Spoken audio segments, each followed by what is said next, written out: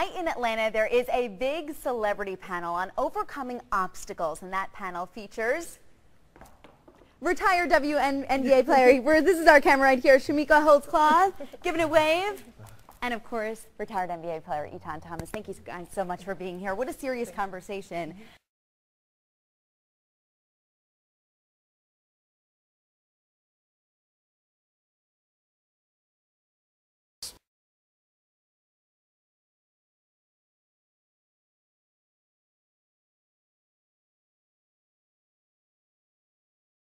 Actually, among his many accomplishments of playing basketball, he played for Oklahoma City, for those of you who are OKC fans. But for those of you who are homebred Atlanta Hawk fans, he actually played for the Atlanta Hawks. So he's a familiar face in this particular locality. Etan has, before his retirement, he began to author some books. He began to author poetry. One of his poetry books, More Than an Athlete, is a very good book, and categorized him as just that, more than an athlete. So many times we think of our basketball players as just being one-dimensional, and he showed us another dimension. Since that time, he's authored another book called Voices of the Future. So in addition to being an athlete, he's an accomplished author and a poet. And at this time, I'm going to introduce you to Etan Thomas. Etan, if you come out. Etan.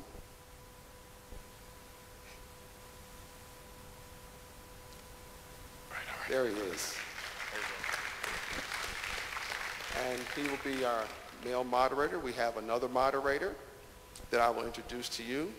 She is, for those of you who are bred here in the Southern Conference of Basketball, you're familiar with the SEC and the Tennessee Volunteers.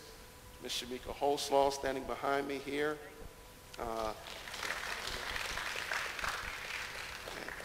And one of the most rarest accomplishments in her career is being a three-time NCAA champion. It was almost four. But that is something, for those of you who know the game, know that that's a rare feat, rare accomplishment. She went on to be drafted into the WNBA, where she became an established player there and an all-star.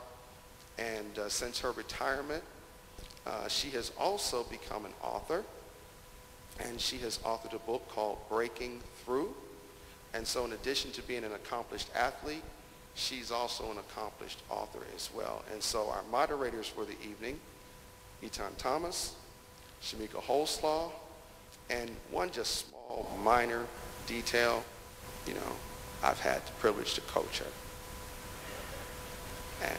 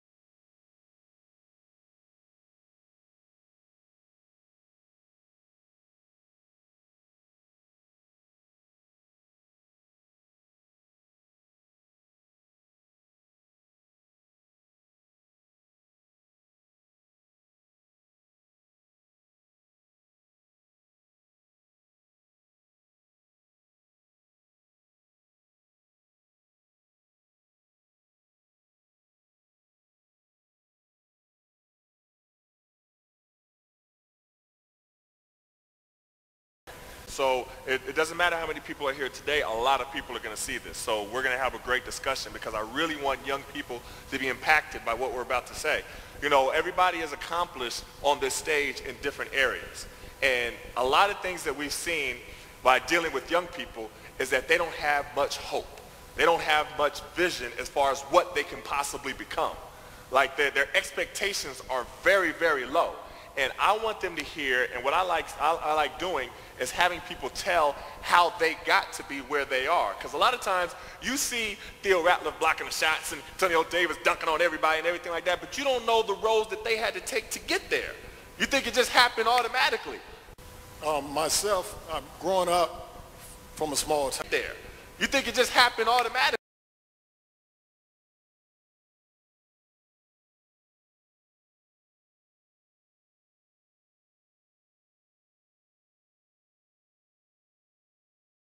You know, I remember growing up, and like you said, we're awkward. You know, we're tall, skinny kids. I've had a size 12 men's shoe since I've been like maybe 12 years old.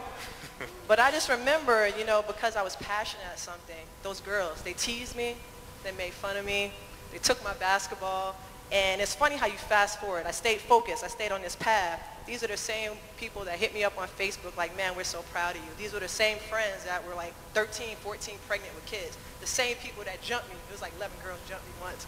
And I went running home to my grandmother. They jumped me because, hey, I didn't want to walk to school with them. They called me a flat lever because I went and played basketball with the boys.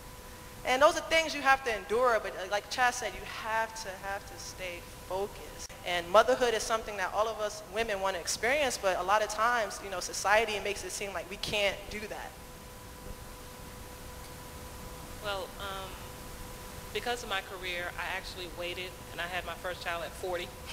So now I have a daughter, but it completely changed my life because my whole perspective from the time that I spent playing and building my career and understanding what my goals were and who I was as a woman put me in a better place.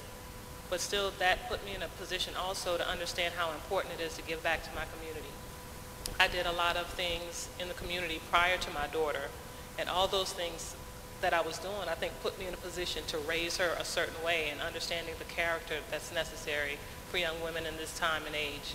The importance of knowing who you are and whose you are, and understanding that in order to be a leader, you cannot fall prey and privy to what everybody else is saying and doing. You know, like it's very difficult to walk in the opposite direction as everyone else.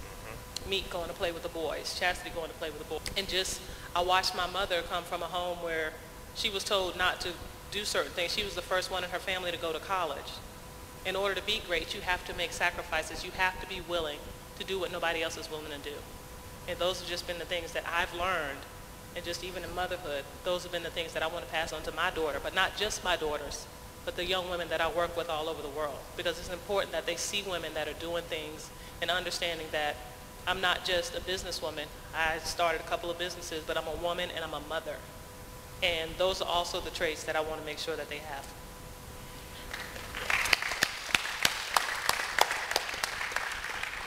And just to add to what all of you are saying, you know, sometimes things aren't going to go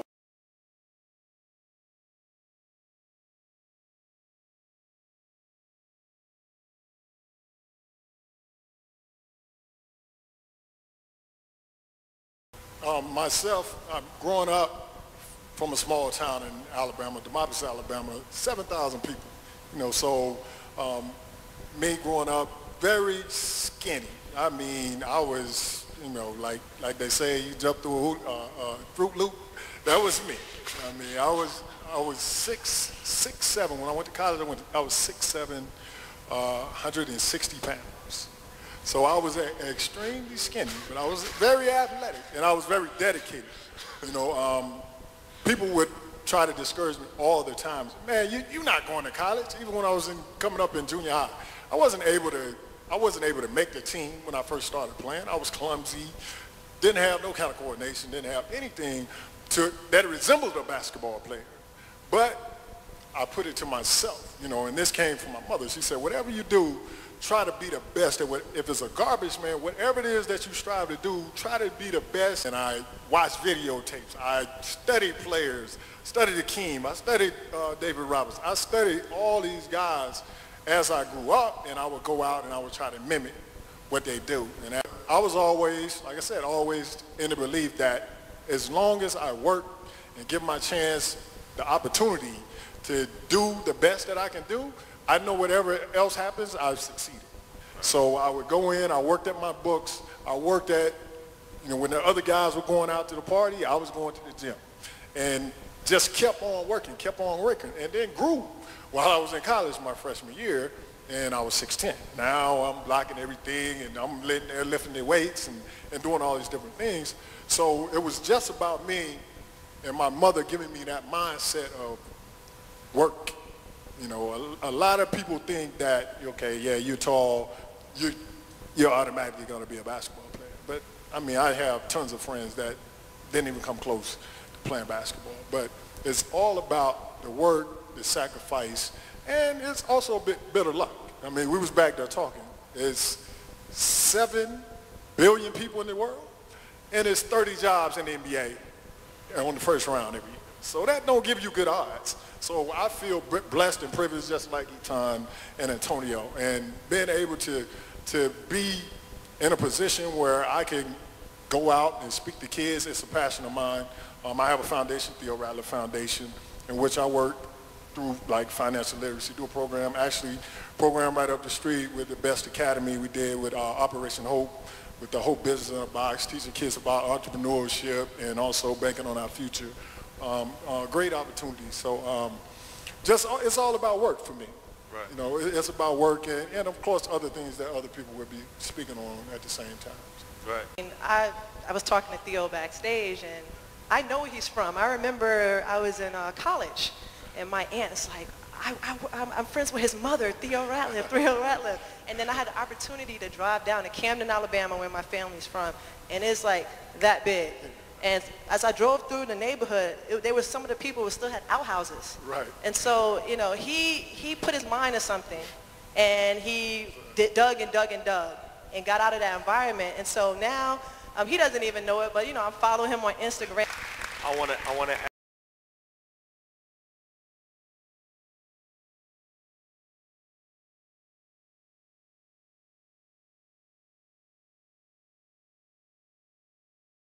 Everybody, I was from a small town, probably smaller than Theo's. So no one had gone really to college to play a sport. No one had gone to play professional ball. So I guess I was a little crazy growing up. And that's another thing. When people think you're crazy about your idea, stick with it. Because everybody was just like, Chastity thinks she's going to play basketball. Right. Just go along with it. And seriously, that's how all my friends and family were. And I prayed. I talked to God about it. And fortunately, when I graduated from college, the WNBA was around and the ABL. So you got to, if you can see something, you can believe in it, believe in yourself, you can achieve it. But for young ladies, it's hard because growing up, I was a tomboy. All my aunts, I had old school aunts and grandmothers like, why are you playing with that ball? Don't play with the boys. You're not supposed to be out there. I had to beg my mom to let me play with the boys. And if I hadn't played with the boys, I don't think I would have been as talented because none of the girls played. They thought I was weird. So I had to battle that growing up. Also, just the way I looked.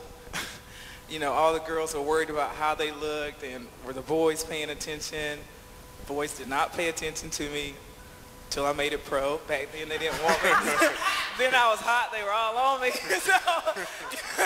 But that's another story. But I tell young ladies now, I tell them, especially with my niece, because she's she's tall just like me, and she's like, Jesse, I don't have a boyfriend. All my friends have boyfriends. Guys are intimidated by taller women. I just went on and told her that. But the guys will always be there. And this is true for young girls and young boys. The guys are always going to be there. The girls are always going to be there. You have to go after your dreams first. And that was my whole thing. And I was just like, I wanted to do something different from everybody else. Everybody back home got married, had kids, and just got a local job at the factory. And I just saw something different. And I was crazy enough to believe in it. But your opportunity to do something great, to do something different, that opportunity is not always going to be there. Even if mom says, well, they don't have that right now or you can't do it, you got to believe in yourself even when no one else does, and that will make all the difference. Right. Chaz, that was really well said, but You don't have that right now or you can't do it, you got to believe in yourself even when no one else does, and that will make all the difference. Right.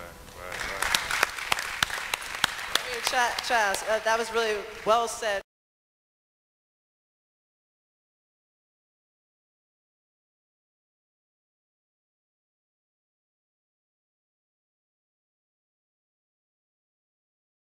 Yeah, first of all, thanks, man. You know, I took pride in what I did, everything. It was always a reflection of my mom and my grandma. I lost my dad when I was a senior in high school, and it really didn't hurt because I didn't know him. And I always felt like everything I did was just a reflection of them. So I constantly, no matter what I did, I thought about them. I brought some bad grades home and they cried. They didn't want to punish me, they just cried because they knew I cared, but it was just about them. And so when I was able to, you know, go to college, I played ball overseas for 3 years, I played in the NBA. No matter what it was, I continued to think about what they meant to me and think about all the things that they taught me growing up. And I always felt like every guy I met, everybody I saw, I can take something from them. And most of the time I was trying to take something positive from each and every person, but sometimes it didn't happen that way. The biggest thing for me was I never even wanted to play professional basketball. I just wanted to go to college. I wanted to get out of Oakland, California. I wanted to get married and get some kids, have some kids, have a nice house. My mom always told me, this is my house. You do what I tell you to do. Well, I wanted my own house. and really, that's all that drove me, was that I wanted to get out, see the world, you know, get a job and get a nice house. That's it.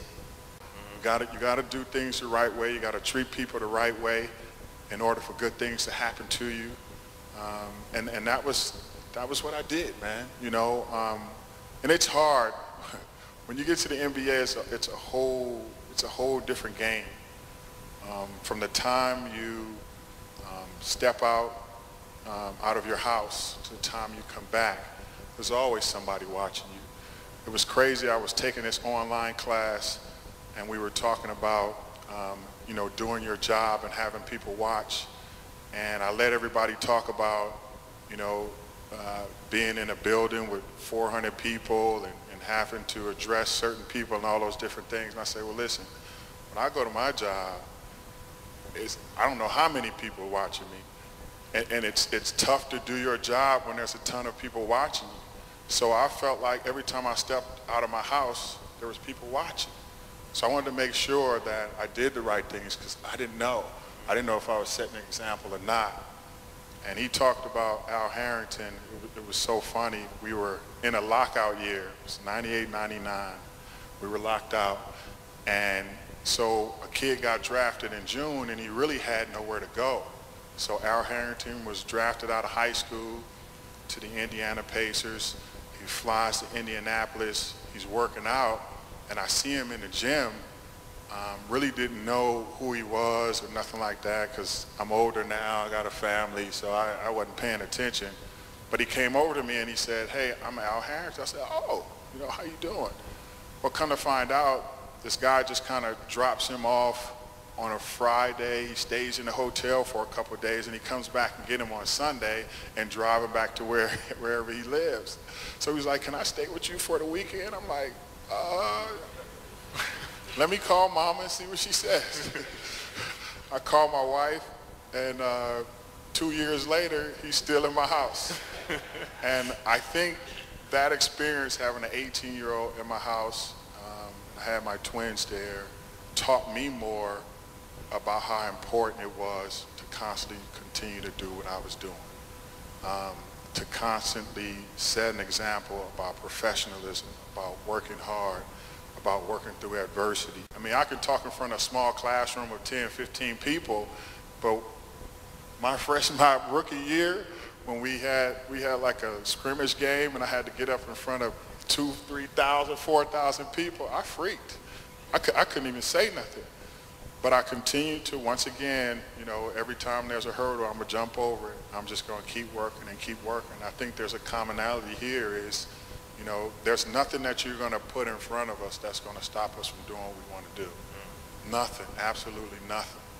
And I love the way these women coming in here and they walk around with their heads up, and they appreciate the fact that they're tall, because took so long for me to get her to understand that 6'2" is a gift. And then all it means is that it's going to be easier to step over that hurdle. Now they're going to have to put a wall in front of you to stop you from doing what you want to do. And that's what I constantly tell her all the time. And I think as parents, we got to continue to tell our kids that, you know, God's going to put things in front of you, little things at first, so that you can get over them. Then he's going to start putting bigger things, and that's going to cause you a work ethic in you. Nobody's going to be able to stop you from getting and having and doing anything you want to do. So that's just how I ended up doing my thing. I appreciate it. And Antonio, he's a little modest, like Eton and myself. Go back and retouch the relationships that we had. I played for 9 different teams, you know, and so knowing that I know the owners from every team, the GMs, everybody, it's easy for me to go and touch those guys. And that would touch, you know, people that's in your church. You know, you have dynamic people that's in your church that you would never know if you don't go and shake their hand and ask them what it is that they do.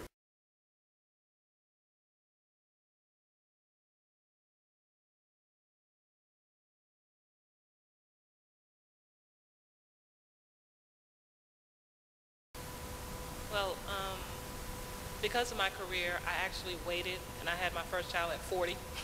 So now I have a daughter, but it completely changed my life because my whole perspective from the time that I spent playing and building my career and understanding what my goals were and who I was as a woman put me in a better place. But still, that put me in a position also to understand how important it is to give back to my community. I did a lot of things in the community prior to my daughter, and all those things that I was doing, I think, put me in a position to raise her a certain way and understanding the character that's necessary for young women in this time and age. The importance of knowing who you are and whose you are, and understanding that in order to be a leader, you cannot fall prey and privy to what everybody else is saying and doing. You know, like it's very difficult to walk in the opposite direction as everyone else. Meek going to play with the boys, Chastity going to play with the boys. And I watched my mother come from a home where she was told not to do certain things. She was the first one in her family to go to college. In order to be great, you have to make sacrifices. You have to be willing to do what nobody else is willing to do. And those have just been the things that I've learned, and just even in motherhood, those have been the things that I want to pass on to my daughter, but not just my daughters, but the young women that I work with all over the world. Because it's important that they see women that are doing things and understanding that I'm not just a businesswoman. I started a couple of businesses, but I'm a woman and I'm a mother. And those are also the traits that I want to make sure that they have. With my basketball journey, I didn't pick up a ball till I was a junior in high school. Of course, I'm the big, tall, skinny girl walking around, and the coach is like, "You, come here." And I'm like, I don't want to play basketball. I have no intention. But what I've understood is that this sport has put me in a position to impact the lives of so many other people, like my sisters. These, I call them my hoop sisters, and some of them are closer than others. But in doing that, I went to Furman, wanted to leave, wanted to go to Chapel Hill, and I played overseas. And I'm older than them, so the WNBA wasn't in existence yet. And when the league came, I was telling my agent, "Listen, I think I can play. I want to go over there and play." And she was like, "Well, Rusha, you went to Furman. Nobody really wants to draft you." So I didn't get drafted. I didn't get signed to free agency camp. And I kept telling her, "I think I can play." I was like, "That girl got drafted. I just gave her 29 and 12. So surely I can play." And, you know, it was just really the mentality that's been discussed on this panel, believing in yourself and understanding who you are and whose you are. When I went to Cleveland, and in doing that, you know, they told me, "Okay, you can practice with the team, but when the game starts, you go sit with the family." And I was like, "Anybody trying to hear that?" But all right, I'll take it, take what you give me. But at the end of training camp, I became a roster player, and 7 games in, I was starting. And I went on to start for the majority of my career. But the mentality that you have to have as a young person is understanding that you determine your own success. Nobody else can tell you what to do. Nobody else can tell you that you can't. Because I was the one getting up running in the morning. I was the one getting extra shots in. I was the one doing the work. So how do you tell me I can't do it? When I went to Cleveland, and in doing that, you know, they told me, "Okay, you can practice with the team, but when the game starts, you go sit with the family." And I was like, Anybody trying to hear that? But all right, I'll take it, take what you give me. But at the end of training camp, I became a roster player, and 7 games in, I was starting. And I went on to start for the majority of my career. But the mentality that you have to have as a young person is understanding that you determine your own success. Nobody else can tell you what to do. Nobody else can tell you that you can't. Because I was the one getting up running in the morning. I was the one getting extra shots in. I was the one doing the work. So how do you tell me I can't do it?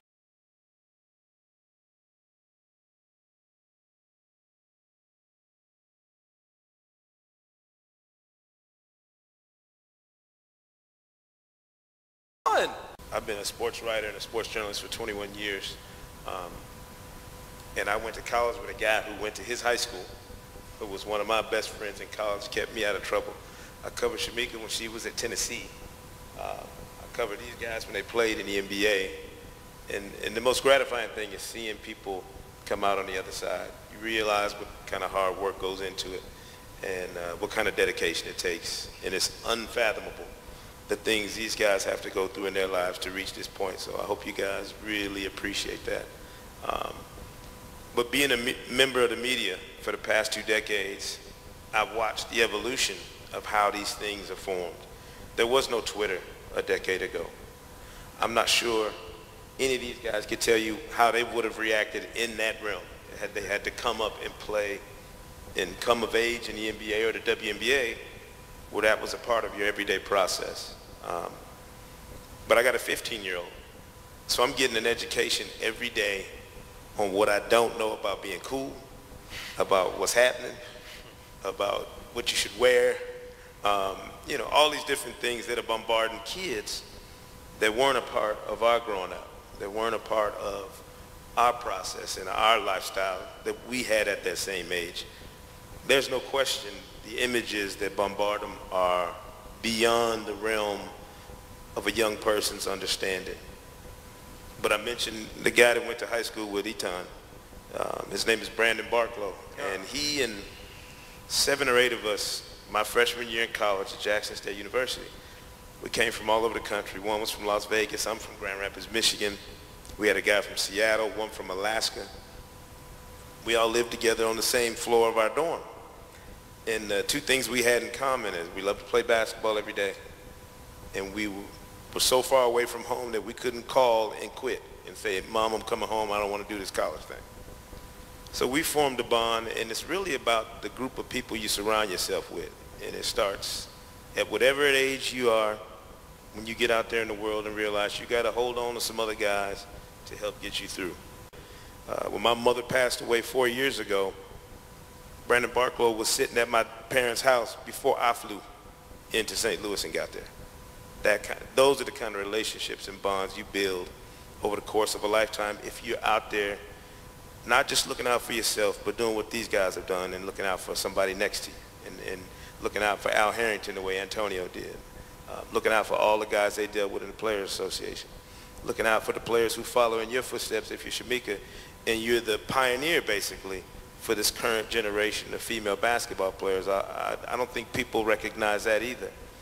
There's a whole legion of young girls who grew up watching her and Chastity and Rusha play the game a certain way and realizing that they could have this lifestyle that they see them live now. And I feel a responsibility as a journalist to make sure we frame that properly and to make sure we record the history the way it should be recorded. And I feel that way because I've gotten a chance to meet and know these kinds of people over the past 2 decades and understand the stories and where they come from and why they've been able to achieve the things they have. And every one of them mentioned a parent or somebody that mentored them along the way. Those are the things that you hope young people latch on to, is listening to somebody with a positive message that instructs them about how to become not just a basketball star or a superstar, but a parent or a good person. And that's why when we started off and they asked everybody to introduce themselves, the first thing out of my mouth is always, I'm a father of 3, because of all the things I've done, that's the proudest moment for me each and every time one of my children was born, and I'm able to mentor them and foster them through life and hopefully give them a chance to be successful in whatever they do whether it's playing ball, being a doctor, lawyer, Indian chief, whatever it is, you want to give your kids a chance to be successful.